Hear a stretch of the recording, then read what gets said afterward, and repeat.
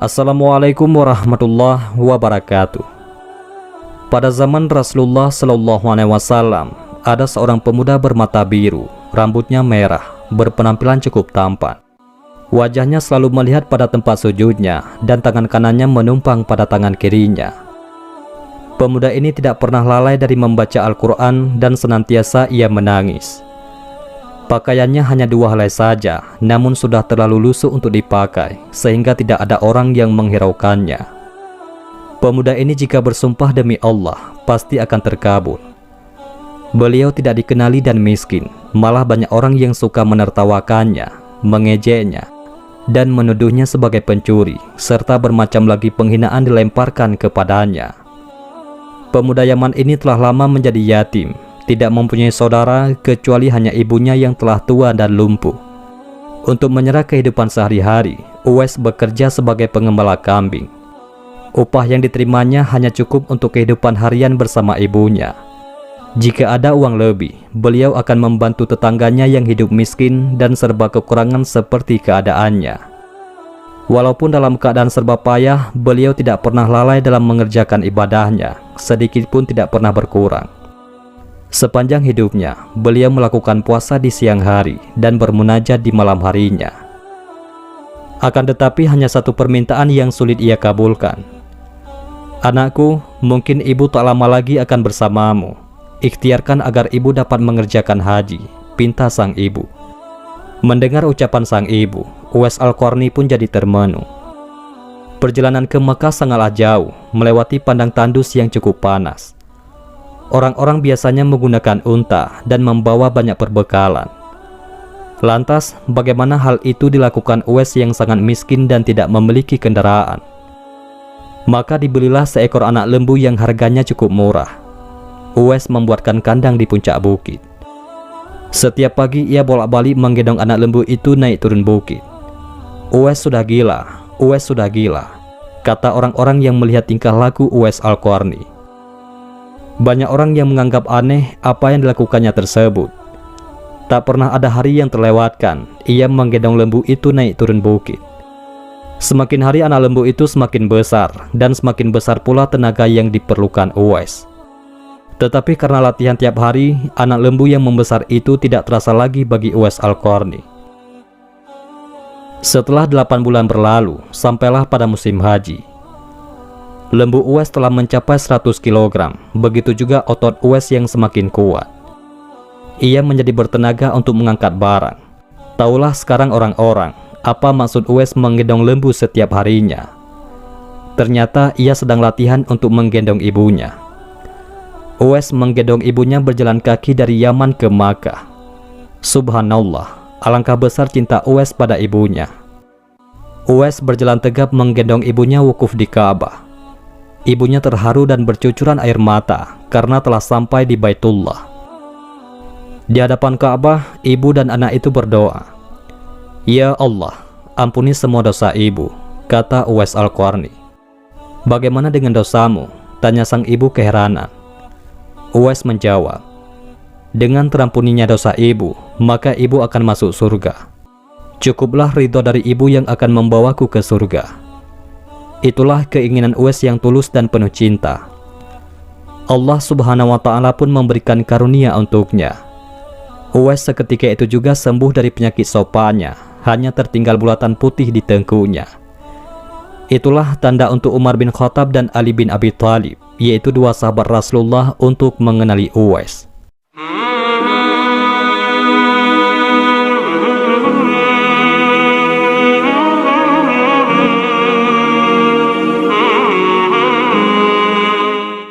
Uwais Al-Qarni telah memeluk Islam pada masa negeri Yaman mendengar seruan Nabi Muhammad SAW. Peraturan-peraturan yang terdapat di dalam agama Islam sangat menarik hati Uwais Al-Qarni. Banyak rekan-rekannya yang telah memeluk Islam pergi ke Madinah untuk mendengar secara langsung dakwah Nabi Muhammad SAW. Hati Uwais juga bersemangat untuk ke Madinah untuk bertemu kekasih Allah, penghulu para nabi. Tetapi beliau tidak mampu karena tidak mempunyai bekal yang cukup untuk sampai ke sana. Apalagi beliau perlu menjaga ibunya. Jika beliau pergi, siapa pula yang akan melihat ibunya? Dikisahkan ketika terjadi perang Uhud, Rasulullah Shallallahu Alaihi Wasallam mengalami cedera dan giginya patah karena dilempari batu oleh musuh-musuhnya. Berita ini akhirnya sampai kepada Uwais, lalu ia segera memukul giginya dengan batu hingga giginya patah. Hal tersebut dilakukan sebagai bukti kecintaannya kepada baginda Nabi Muhammad SAW, sekalipun beliau belum pernah melihat baginda Nabi. Hari berganti hari dan musim pun berlalu, kerinduannya terhadap Rasulullah tak dapat dibendung lagi. Uwais merenungkan diri dan bertanya dalam hatinya, bisakah dirinya dapat bertemu dengan Nabi dan memandang wajah Nabi dari dekat? Akhirnya pada suatu hari Uwais mendekati ibunya, mengeluarkan isi hatinya dan memohon izin kepada ibunya agar diperkenankan pergi menemui Nabi yang begitu ia rindukan di Madinah. Sang ibu, walaupun telah uzur, merasa terharu ketika mendengar permohonan anaknya. Beliau memahami perasaan Uwais dan berkata, "Pergilah wahai anakku, temuilah Nabi di rumahnya, dan bila telah berjumpa, segeralah engkau kembali pulang." Dengan perasaan gembira yang amat sangat, Uwais berkemas untuk berangkat ke Madinah. Dan sebelum pergi, beliau menyiapkan keperluan ibunya yang akan ditinggalkan, serta berpesan kepada tetangganya agar dapat menemani ibunya sepanjang kepergian beliau. Sesudah mencium tangan ibunya yang tercinta, berangkatlah Uwais menuju ke Madinah, yang jaraknya sekitar 400 km dari Yaman. Dengan waktu yang cukup lama, akhirnya tibalah Uwais Al-Qarni di kota Madinah. Segeralah ia menuju ke rumah Nabi Muhammad SAW. Diketuknya pintu rumah itu sambil mengucapkan salam. Keluarlah Sayyidatina Aisyah radhiyallahu anha sambil menjawab salam Uwais. Segera saja Uwais menanyakan baginda Nabi yang ingin ditemuinya. Namun ternyata baginda Shallallahu Alaihi Wasallam tidak berada di rumah, melainkan berada di medan perang. Betapa kecewa hati sang perindu, dari jauh ingin berjumpa, tetapi yang dirindukannya tidak berada di rumah. Dalam hatinya bergolak perasaan ingin menunggu kedatangan Rasulullah dari medan perang. Tapi beliau teringat akan pesan ibunya yang sudah tua dan senantiasa dalam keadaan tidak sehat itu agar ia cepat pulang ke Yaman. Disebabkan ketaatan kepada ibunya, pesan dari ibunya itu telah mengalahkan suara hati untuk menunggu kepulangan Rasulullah SAW. Ia akhirnya mohon pamit kepada Sayyidatina Aisyah radhiyallahu anha untuk pulang kembali ke Yaman. Uwais lalu menitipkan salamnya kepada Nabi Muhammad SAW dan melangkah pulang dengan perasaan hampa karena tidak dapat bertemu dengan kekasih Allah. Sepulangnya dari perang, Rasulullah SAW langsung bertanya tentang kedatangan orang yang mencarinya. Nabi Muhammad SAW menjelaskan bahwa Uwais Al-Qarni adalah anak yang taat kepada ibunya. Beliau adalah penghuni langit. Mendengar perkataan Rasulullah SAW, Sayyidatina Aisyah radhiyallahu anha dan para sahabatnya tertegun seketika. Lalu kata Sayyidatina Aisyah radhiyallahu anha, memang benar sebelum ini ada seseorang telah datang mencari Rasulullah SAW. Tetapi orang itu segera pulang ke Yaman karena teringat akan ibunya yang sudah tua dan sakit, sehingga beliau bimbang meninggalkan ibunya terlalu lama. Rasulullah SAW bersabda, "Kalau kalian ingin berjumpa dengan dia, yaitu Uwais Al-Qarni, perhatikanlah bahwa ia mempunyai tanda putih di tengah-tengah telapak tangannya." Sesudah itu Rasulullah SAW memandang kepada Sayyidina Ali dan Sayyidina Umar radhiyallahu anhum lalu bersabda, "Apabila kalian bertemu dengan dia, mintalah doa dan istighfarnya untuk kalian, karena dia adalah penghuni langit, bukan penghuni bumi." Tahun berganti tahun, dan Sayyidina Umar menjadi khalifah kedua menggantikan Abu Bakar As-Siddiq yang telah wafat. Suatu ketika, Khalifah Umar teringat akan sabda Nabi tentang Uwais Al-Qarni, sang penghuni langit. Beliau segera mengingatkan sahabatnya, yaitu Sayyidina Ali, untuk mencari Uwais bersama-sama. Sejak saat itu, setiap kali ada kafilah yang datang dari Yaman, mereka berdua akan bertanya tentang Uwais Al-Qarni, apakah ia turut bersama mereka. Di antara kafilah-kafilah itu ada yang merasa heran, apakah sebenarnya yang dicari oleh kedua sahabat besar itu. Adapun rombongan kafilah dari Yaman menuju ke Syam silih berganti membawa barang dagangan mereka. Suatu ketika, Uwais Al-Qarni turut bersama rombongan kafilah menuju kota Madinah. Melihat ada rombongan kafilah yang datang dari Yaman, bersegeralah Khalifah Umar dan Sayyidina Ali mendatangi mereka dan menanyakan apakah Uwais turut bersama mereka. Rombongan itu mengatakan bahwa ia ada bersama mereka dan sedang menjaga unta-unta mereka di perbatasan kota.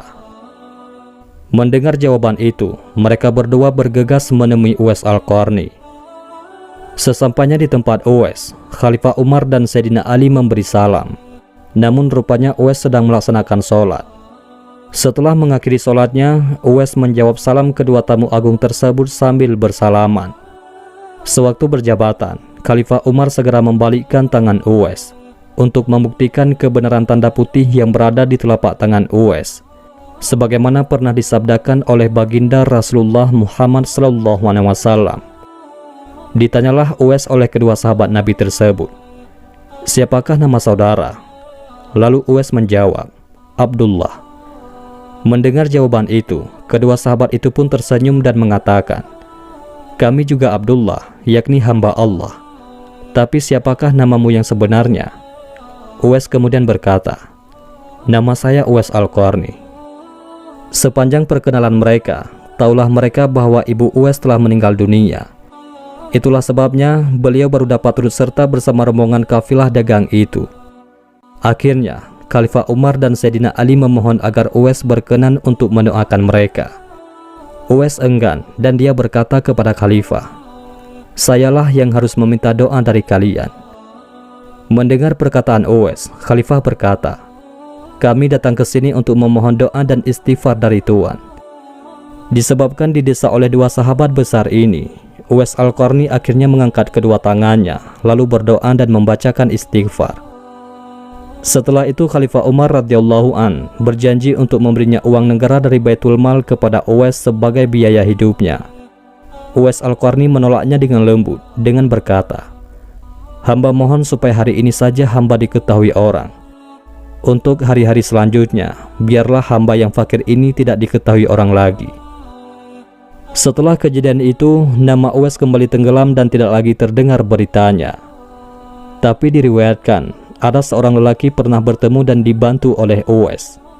Orang itu mengisahkan, "Waktu itu kami sedang berada di atas kapal menuju ke tanah Arab bersama para pedagang. Tanpa disangka-sangka, angin ribut bertiup dengan kencang. Akibatnya, hempasan ombak menghantam kapal kami, sehingga air laut masuk ke dalam kapal dan menyebabkan kapal semakin berat. Pada saat itu, kami melihat seorang lelaki mengenakan selimut berbulu berada di satu sudut kapal, lalu kami memanggilnya. Lelaki itu bangun, lalu melakukan sholat di atas air. Betapa terkejutnya kami melihat kejadian itu. Wahai waliullah, tolonglah kami." Tetapi lelaki itu tidak menoleh. Lalu kami berseru lagi, "Demi Zat yang telah memberimu kekuatan beribadah, tolonglah kami." Lelaki itu menoleh kepada kami dan berkata, "Apa yang terjadi? Tidakkah engkau melihat bahwa kapal berada di badai dan dihantam ombak?" Tanya kami kepadanya. "Dekatkanlah diri kalian kepada Allah. Keluarlah kalian dari kapal dengan membaca Bismillahirrahmanirrahim," kata orang itu. Kami pun keluar dari kapal satu persatu. Pada saat itu, jumlah kami 500 jiwa lebih. Sungguh ajaib, kami semua tidak tenggelam, sedangkan perahu kami yang lain tenggelam ke dasar laut bersama isinya.